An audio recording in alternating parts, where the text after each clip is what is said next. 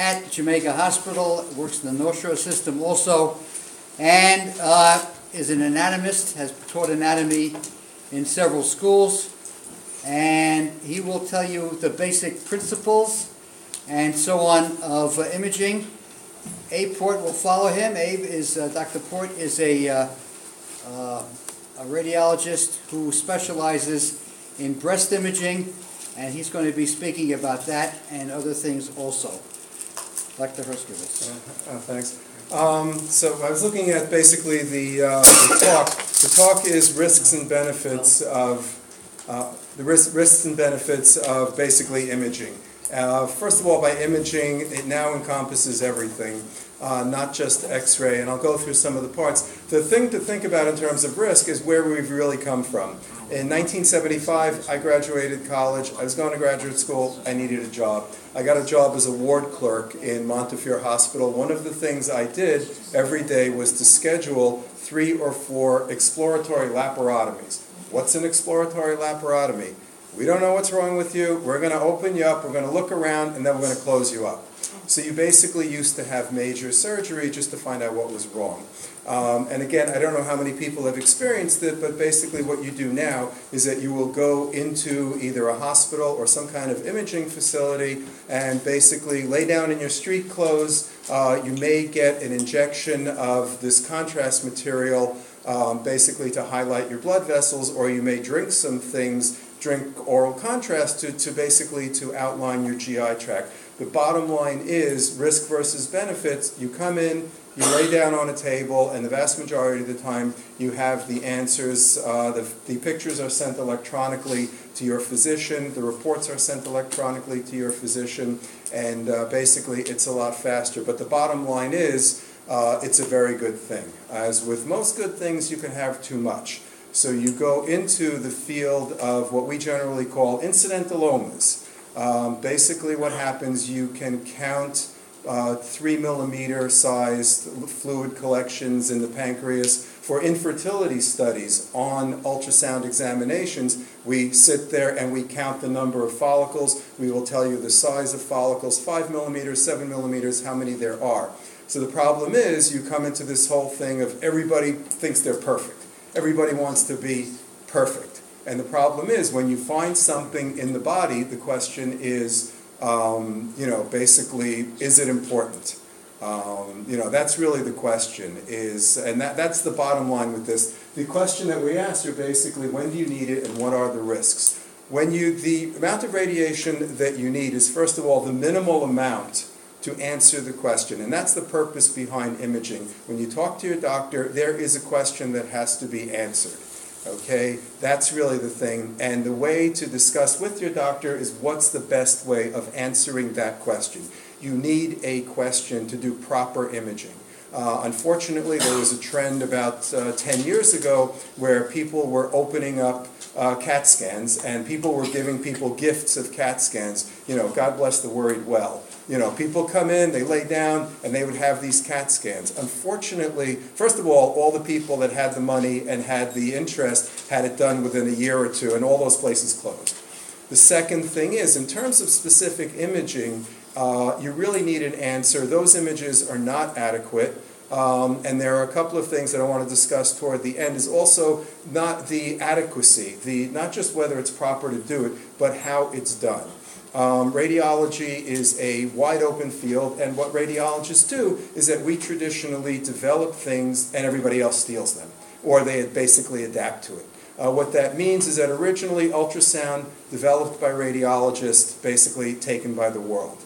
The point is now, if you go to your doctor's office, whether it's an internist, whether it's an obstetrician, your doctor will say, "Oh, you know what? I think you need an ultrasound. It's probably a good test. As a matter of fact, we could do it here because some of the ultrasound units are the size of that laptop." Now, the question is, can this doctor do it? Possibly, but you have no quality control. As I'll tell you at the end, the American College of Radiology basically accredits about 35,000 basically places for imaging.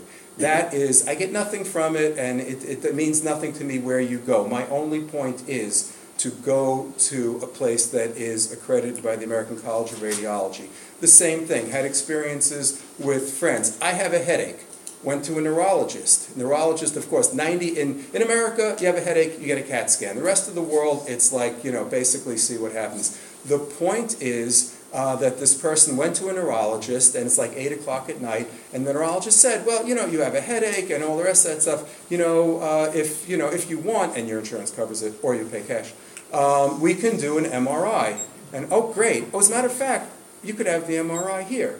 As a matter of fact, you could have the MRI tonight. And I know somebody that did it, and my attitude is that if you're not going to do anything different, I'm not going to say anything about what you're going to do because it may be of benefit.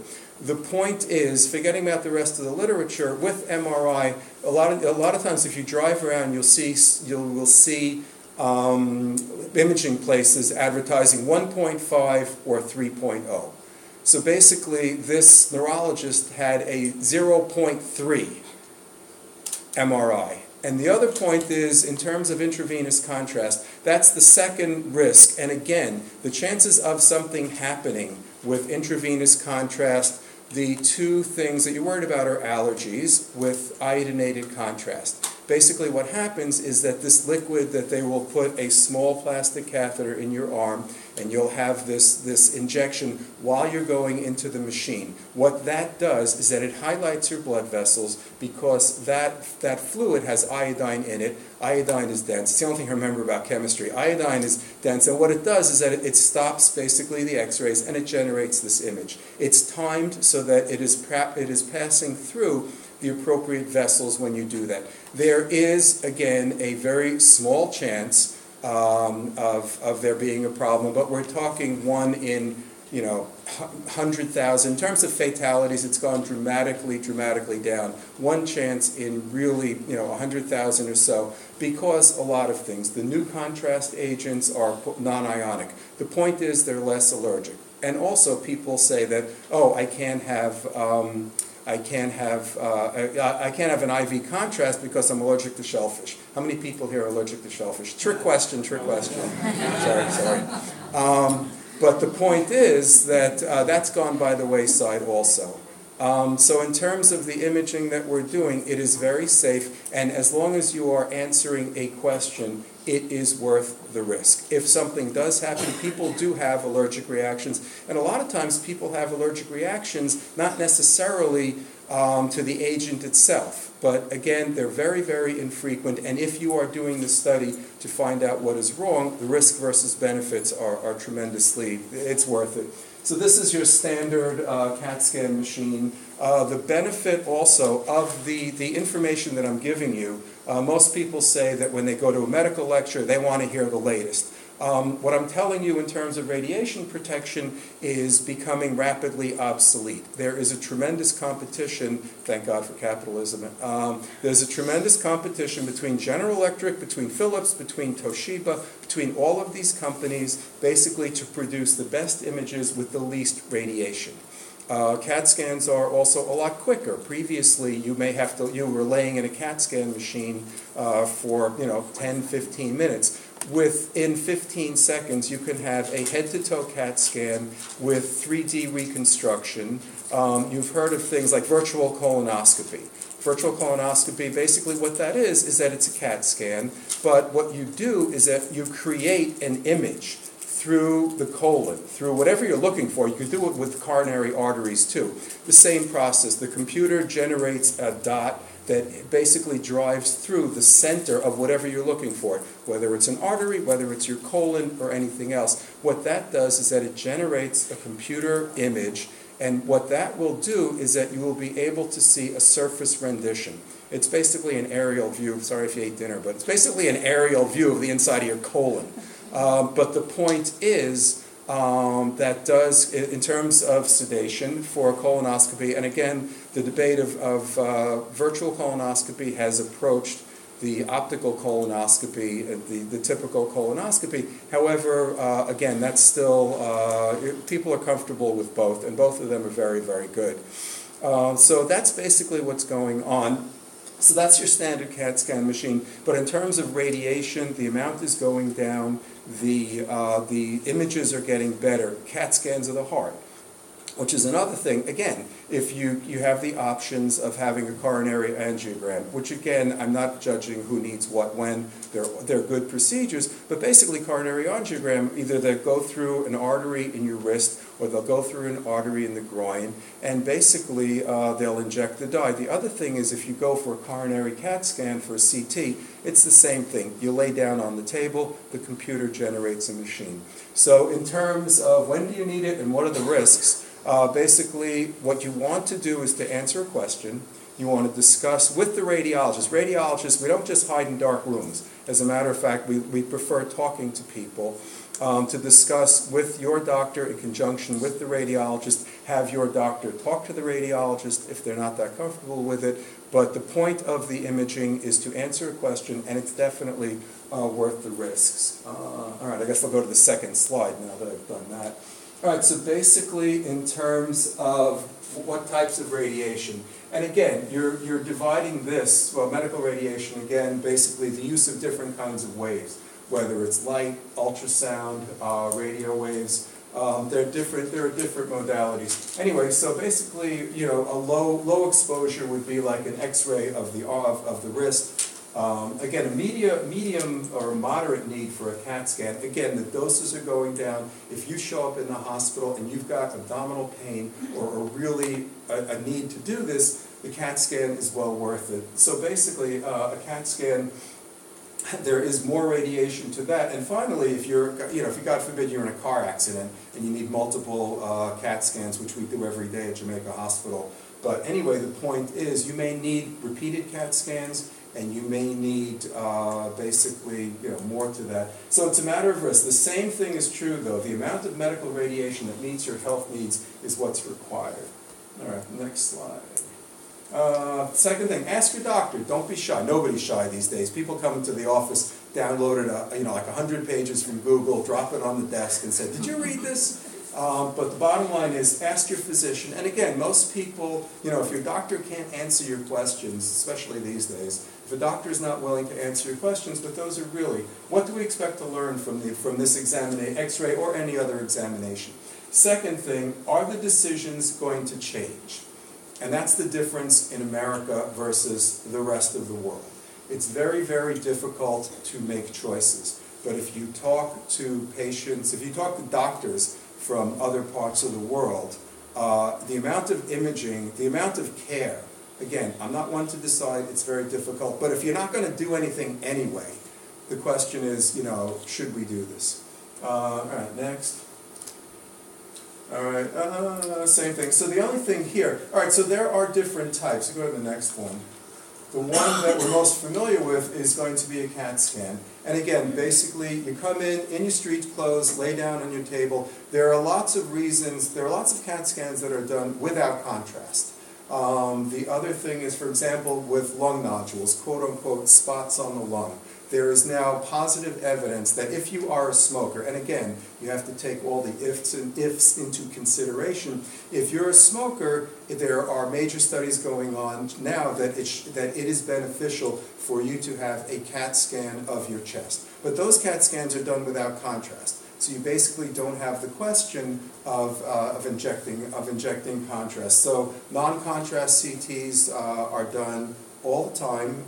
You could do it for the chest, even for the abdomen and the pelvis. If you really think, the most common one is kidney stones. It's problematic. What happens is that patients show up in the emergency room, I've got pain I've got a kidney stone. I've had them before, and you lay down on the table, it's a fabulous examination. You lay down on the table, you get a non-contrast CT. You don't drink anything, they don't inject anything, and you get this picture, and within, like a couple of minutes, what happens is that you have a picture of the kidney and whether or not it's blocked by a stone. The problem is, and when people keep coming back, people have 8, 10, 12. Every time they come into the emergency room, they have a CAT scan for a kidney stone. So again, it's really a decision, but there are other things that you could do to see if the kidney's blocked. it's complicated. The bottom line is talk it over with your doctor and have your doctor talk over with your radiologist. All right, next. All right, CT, the benefit of this, Sir Jeffrey Hounsfield, actually the Beatles are responsible for the development of the CAT scan. What happens is that there was a rock group before Paul McCartney was in this group called the Beatles. They made like hundreds of millions of records. They sold hundreds of millions of records. The bottom line is they had a lot of money to invest. What they did is they invested in a company called EMI, Electronic Music Instruments. They developed the CAT scan. All right, next. All right, we're getting there. All right, so basically this is what we're talking about. You lay down on the table. This examination has contrast in it, and it's timed so that this is the aorta, the major artery of your abdomen. It's timed so that the contrast is in the aorta. This is the picture you get. So this is just looking like at the front of you if you slice the front, if you sliced it this way and pulled the front off. Next. And this is the same thing. If you're worried about like the aorta, you're concerned about the John Ritter phenomenon. Is there, pardon? Oh, sorry. You're concerned about the John Ritter phenomenon. Could you have really bad back pain? Could you have a tear in your aorta? So what you do then is that you generate images looking from the side, and if you like pretty pictures, you generate. This is the back of the heart. These are the veins going into the heart. You generate these 3D images, and you turn them around, and you cut them inside out. The point is, you lay down on a table. If it's appropriate, you get the information without getting cut open. Next. All right. And again, who can spot the fracture? Anybody can spot the fracture. So we do 3D reconstructions with shaded, there's all kinds of stuff you could do. And again, the benefits of capitalism is that GE is trying to do a better, faster job than Philips, who's trying to outdo Toshiba. Next, we're getting there. So MRI, the benefit of MRI, what we've talked about so far, CAT scans, X-rays, they use ionizing radiation. The other thing is there is no direct evidence that a certain amount of radiation will cause cancer. It's obviously probably, it's not good to have 10 CAT scans. Most of the early radiation studies were done on, like H-bomb survivors who got like a crazy amount of radiation, different types of radiation a while ago. There are two theories to radiation damage. One, there's a direct hit on one cell, and the other is that it's cumulative. Nobody really knows, but there is no this amount of radiation will cause this much cancer in that time. MRI examination, no radiation. Next. We're getting there.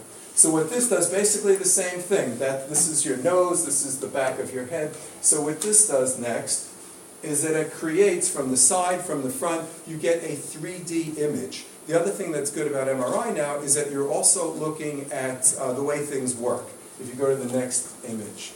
All right, so it turns out that it's not just the brain, it's the connections. So what is being done now is functional MRI. Wiggle your toes, wiggle your hands, and see which one of these tracks light up. So again, it's all based on capitalism, but the companies are going along. The point is, instead of getting a hole drilled in your head as it was done previously, you get this kind of information. Next, I'm almost. Ultrasound. Okay, ultrasound, everybody's had pictures of their grandchildren, and this is the same thing. With ultrasound, very quickly, is the examination appropriate? Okay, every frum girl that I know, the last 2 months of pregnancy, what are you doing? Oh, I'm going to have an ultrasound to the obstetrician. I'm like, why? Oh, because I want to make sure the baby's okay. You're not going to, in addition to the question of whether or not you're going to do anything, the point is the weekly ultrasound is it's reassuring to the patient. There are problems with this. There was a short time where people did basically photo studios for ultrasound. You come in, you're pregnant, they take a picture of the baby, you get a cup, you get a t-shirt, and all the rest of that. That is very problematic. My wife is a midwife, and she said somebody once came in and said, hey, let me show you this, let me show you that. The umbilical cord was wrapped around the baby's neck. So she said, did you show this to your doctor? He said, no, go show it to your doctor. But the point is, in terms of ultrasound, Tom Cruise bought one. It's not a toy, and it's the same thing. So basically, it's a great test for gallbladder, pregnancy. It's an excellent test, and also for breast ultrasound, but Dr. Port will talk about that. Again, no radiation, MRI, ultrasound. If it's appropriate, can I have an ultrasound? Can I have an MRI examination instead of the ionizing radiation? Next. All right, again, more toys. Next, and just basically radiation dose. The same thing we were saying before is that there's no set answer. It's not A and B, equals C. Next. All right, and surprise, surprise, everybody wants to avoid everything. Radiation is all around us. So basically the radiation that you get, radon from the earth, from the sky, basically the point here is the measurement is 3 MSV, millisieverts. Don't worry about that. Go to the next slide. And again, this is kind of dated, but the point is, if you had a CAT scan, roughly about 10, though this is going late, it would comparable to 3 years of, probably less than of sitting out in the sun. If you had multiple CAT scans, again, this is all based on the need, and the same way. But the point is that each of these are being dramatically reduced, and in terms of the risk, if it's appropriate, it's worth it. Next, we're getting there. Skip this, basically the same thing. All right, so again, no set answer, and should talk about that. And the last one, I think, is yes. All right, so again, I don't care where you go. It doesn't really matter to me. The one question I would ask is, are you an accredited institution? That's the thing. Are you accredited? And that is basically it. A little longer than 15 minutes.